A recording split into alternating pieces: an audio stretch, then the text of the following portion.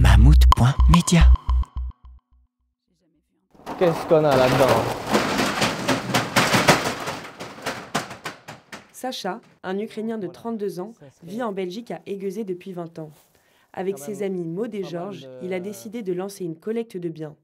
L'objectif, venir en aide à ceux qui subissent la guerre dans son pays natal. Couverture, vivres et produits d'hygiène, voilà ce qu'il a pu récupérer ces derniers jours.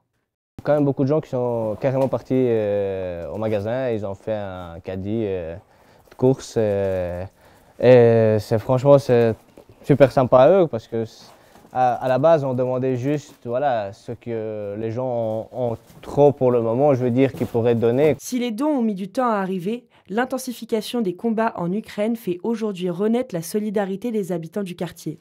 Rapidement, le garage de Maud s'est transformé en un espace de stockage pour des biens de première nécessité.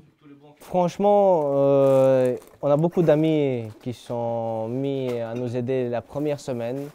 Et ici, ben voilà, ça touche de plus en plus de gens quelque part. Allez, on va dire c'est les amis des amis qui commencent à réagir et à nous aider avec...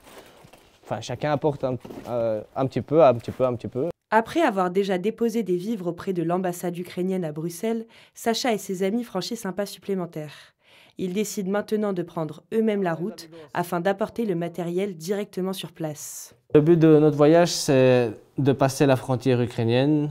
Si on sait arriver jusqu'à Lviv, ben, on ira jusqu'à Lviv. Sinon, on pourrait certainement peut-être s'arrêter même à des villes plus proches pour ne pas devoir rentrer dans la ville, ce qui doit être assez compliqué avec tous les réfugiés aussi. Un départ en zone de guerre qui pourrait en effrayer plus d'un, mais que Sacha entreprend en connaissance de cause. Malgré les appréhensions, il reste déterminé et garde en tête le défi logistique que ce voyage représente. Dans une guerre, il n'y a pas que l'affrontement qui est important, quoi.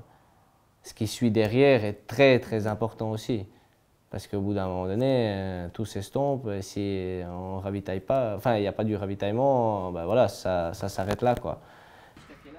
Une fois la camionnette bien chargée, c'est un trajet de plusieurs centaines de kilomètres qui attend les trois amis jusqu'à Lviv. Un départ matinal pour un long voyage de plus de 20 heures à travers l'Allemagne et la Pologne. Une seconde voiture devrait les accompagner pour faire un retour avec d'éventuels passagers ukrainiens. Allez, c'est parti.